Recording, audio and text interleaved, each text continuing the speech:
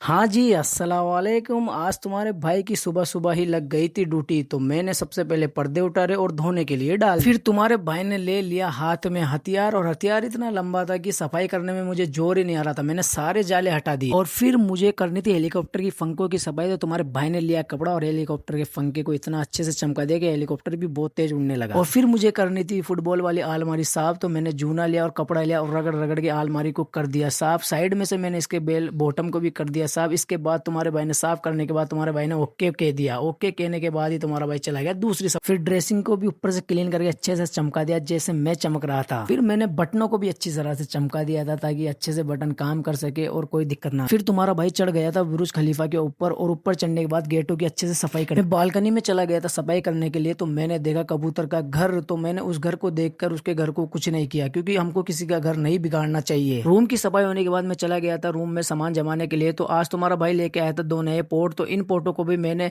अच्छी तरह से सजा दिया था। इसके बाद मैंने घड़ी को भी उसकी जगह पे अच्छे से रख दिया था। घड़ी को रखने के बाद तुम्हारे भाई ने इस जगह पे कह दिया था ओके। फिर मैं लेके आया था आज मोनालिसा की घर की पेंटिंग, तो इस पेंटिंग को मैंने अच्छी तरह से सेट करने के बाद ही तुम्हारे भाई ने यहाँ भी कह दिया था ओके। तो आज मुझे पता चला कि घर के रूम में भी इतना कचरा निकल सकता है क्या। हयात आई रूम में और बिखरे हुए रूम को देखकर वो तो बॉल उठा के ही चली गई। तो मेरी वाइफ कर रही थी चांद वाले फ्रेम की सफाई, तो तुम्हारे भाई ने भी अपनी शील्ड की सफाई करी, उसको सेफली ड्रेसिंग में रख दिया। तो आज मैं लेके आया था ड्रेसिंग सजाने के लिए लाइट, तो मैंने लगा दी ड्रेसिंग के ऊपर लाइट। तो आप कमेंट में मुझे जरूर बताना कि आपको ड्रेसिंग के ऊपर लाइट कैसी लगी। रूम की सफाई करने के बाद मैं चला गया था नादो के जोहर की नमाज के लिए। फिर मैंने मस्जिद के अंदर जोहर की नमाज पढ़ी। जोहर की नमाज पढ़ने के बाद ही मैं जाके थोड़ा रेस्ट फिर हो चुका था इफ्तियार का टाइम। तो अम्मी तो आज टिकिया बना रही थी, तो मैंने देखा कि हयात ने तो पूरा रोजा इफ्तारी कर लिया, और हयात को देखने के बाद ही मैं चला गया था किचन में। तो मेरी वाइफ आज बना रही थी व्हाइट पास्ता। फिर हम सब ने किया रोजा इफ्तार। एंड दी एंड में यही है, तब तक के लिए अल्लाह हाफिज।